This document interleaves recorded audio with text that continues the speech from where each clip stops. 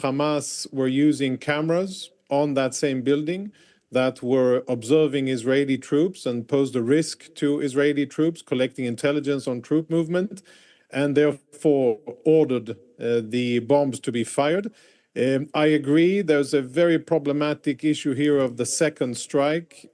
I struggle to explain it, and I think that that appears to have been the biggest mistake. Understanding the dynamics of a war and its collateral damage.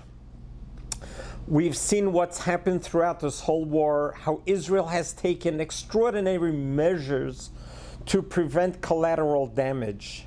However, just the other day, there was a bombing on the last remaining hospital in Gaza, which became very controversial. In the preliminary findings, it seems to have been a mistake, an accidental, friendly fire per se bombing. But as the investigation is ensuing, different results are coming out that there were indeed Hamas operatives there. But let's listen to Lieutenant Colonel John Concricus, who's going to share with us an update of the current findings on the bombing of this hospital. Kindly subscribe to this channel so that a little bit of light will push away a lot of darkness. Let's watch this together and we'll discuss it afterwards. Well, I'm joined now by Jonathan Concricus, a former IDF spokesperson and now Senior Fellow at the Foundation for Defence of Democracies. Thanks very much for joining us this evening. Watching that report, you must be very concerned. The only functioning hospital left in southern Gaza hit not once but twice within the space of 10 minutes.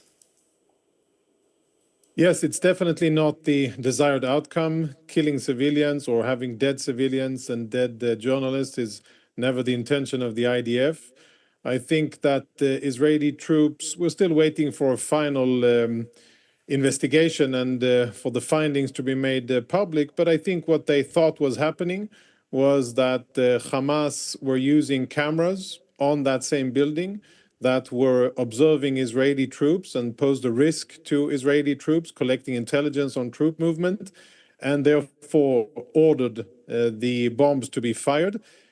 I agree, there's a very problematic issue here of the second strike. I struggle to explain it, and I think that that appears to have been the biggest mistake.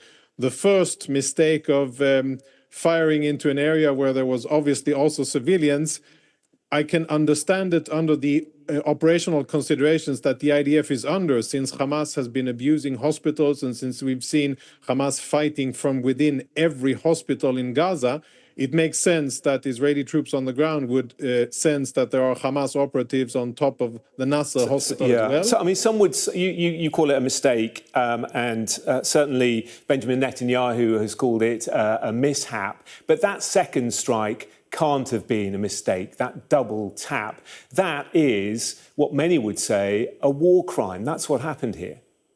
No, I disagree, and I wouldn't want to jump to conclusions without... no, but firing at medics and genuine journalists on the ground, reporting on the I would first say that strike. it is... No, How can that possibly happen? No, I think that when you're always many people are very fast to declare what's a war crime and what isn't, usually when it relates to Israel. However, what I think we should be looking at is intent.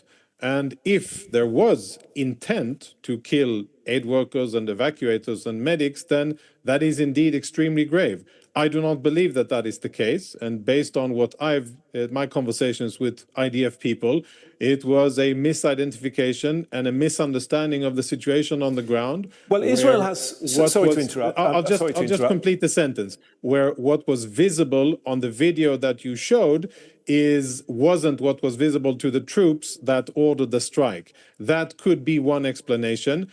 Obviously insufficient, and the end result is a bad one that mustn't occur again. And civilians and aid workers and journalists should not be harmed on the battlefield. Yeah. There were 6 terrorists that were killed, and that's a good thing. But I'll get on to the 6 terrorists that were killed in a moment. But in terms of firing at that camera, Israel has some of the most advanced intelligence in the world, some of the most advanced weapons technology in the world. That was a Reuters camera broadcasting live pictures, which it's done for many, many weeks from that rooftop position, broadcast live on television. It's not exactly difficult to know what that camera is being used for, and yet it was struck not once, but twice. Again, I disagree, and I think that that isn't the case. It's impossible to know Those which are the facts. camera... It was a Reuters camera broadcasting live footage. Hold on. It is impossible for troops on the ground to know which camera is broadcasting where. And it is a fact that Hamas operatives have been using civilian-looking cameras in order to monitor the troop movement of the IDF and to blow IEDs and to detonate buildings and to cause lots of casualties for Israeli troops by using civilians' surveillance efforts. And the camera looks like a camera. It doesn't matter who is behind it and where the feed goes to.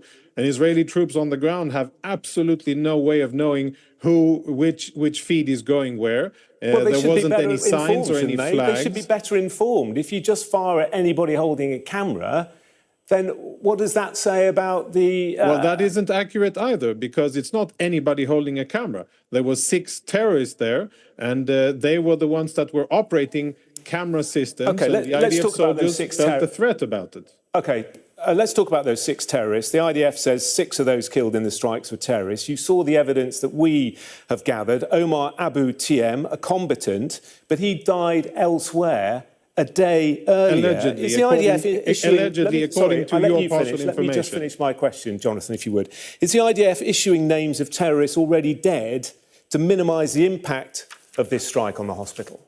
No, and I don't know... as you just said before, you just praised IDF intelligence and camera and surveillance capabilities. So let's continue with that line of reasoning. I would suggest that IDF intelligence is indeed far superior to that of Sky News UK. And if the IDF says that that said terrorist was killed, then I believe that that is way more accurate than the intelligence that a Sky reporter reporting out of Jerusalem with stringers in Gaza has access to.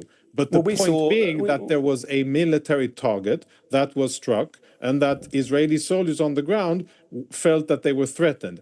I am very clear about the fact that this is not the result that is anyway the normal standard that Israel should be okay with. This is not okay. These are journalists who shouldn't have been wounded, and the civilian aid workers should not have been killed. Full stop. That needs well, that 6th terrorist, that the information came simply from obituaries and footage of his family going through the rubble looking for his body the day before. But let's move on. At least 190 journalists have been killed in Gaza since the war began. That's according to the Committee to Protect Journalists. The aid workers security database, 536 killings of aid and rescue workers. How can Israel ever justify that? Almost 200 journalists, more than 530 aid workers.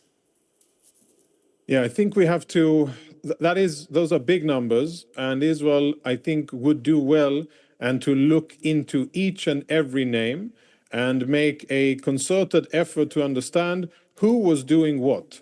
I know for certain that Hamas has done a very successful operation, strategic long-term operation, to embed its operatives within the core of so-called journalists or media workers in Gaza. And I think that what we have seen is a systemic effort by Hamas to use the protected emblems of journalism, the vest and the helmet, in order to shield their operatives on the battlefield. Now, that does not mean that every journalist or every person with the vest is a legitimate target, not at all. What I'm saying is that Hamas is actually putting journalists at risk by having their operatives use protected... Well, you know, there's a very easy solution to that, isn't there? To have independent international journalists allowed into Gaza. A couple of weeks ago, Prime Minister Benjamin Netanyahu ordered the army to allow more foreign journalists access to the Gaza Strip. How many have been allowed in? As far as I know, that hasn't really materialized yet, and I regret that. I think that's something that needs to happen, and it needs to happen fast and not a day too late. It should happen faster. Why hasn't it happened? I didn't make the decision, and I'm on record saying that it should have happened more than a year ago. So I actually agree with you. I think there should be much better access for credible Western journalists that are not under the thumb of Hamas to go in and report from the ground. And I think that's what Israel should have done. And I hope that now Israel will do that, and it will do it faster. And I've actually spoken with officials in the IDF spokesperson unit and at the government level, and I've been saying this in Israeli TV and on international TV. And I think that is what should happen. And I actually agree with what you say. More transparency would be better.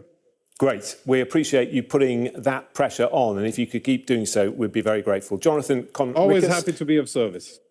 Jonathan Concricus, former IDF spokesman and now FDD Senior Fellow. Thank you. Thank you. The world is forgetting that this is a war zone. How dare anybody criticize and cherry pick incidents that are happening in an active battlefield? During war, tragedy happens. Yes, there's collateral damage. But did we forget who started this war? Did we forget what happened on October 7? This wasn't a war that Israel asked for. This wasn't a war that Israel wanted or needed. This is a war that Hamas launched so brazenly when it breached the border of a sovereign nation and murdered, mutilated, raped, burnt, beheaded, decapitated, tortured 1,200 innocent civilians, little babies, grown people, Holocaust survivors, indiscriminately killed, murdered, and projected it on the GoPro with such glee and such joy. We haven't seen such savagery, such barbarism since Nazi Germany, since the World War II. Yes, they launched this war. What made this war more difficult than any wars in recent history is that Hamas has planted itself amongst the civilians.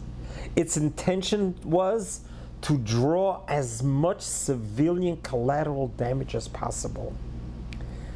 As Mr. Concricus just said, they dressed in the press uniforms. They would disguise themselves as if they are press people. And they have deliberately done whatever they can to bring as much collateral damage to the civilians, to the press, and to doctors, etc., etc. This is the MO of Hamas. Yet the world is coming down in Israel. Yet there are mistakes that happen during war. Yes, this is a battle. This is a war zone. This is tragedy. This is catastrophe. There's no other country in the world that has taken as much precautions possible to prevent collateral damage. There's no other country that during wartime sends hundreds and thousands of truckloads of food to feed the enemy. Who's ever heard of that? There's no other wartime that you bring water and electric and medical assistance to your enemies. Since when are we responsible to feed our enemies who are trying to annihilate us? Does it make any sense? Such an oxymoron.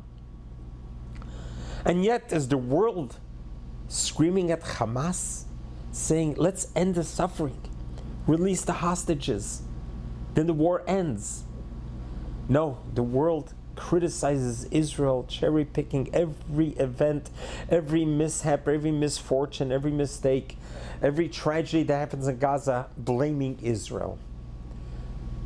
Isn't it time that we realize who the aggressor is over here?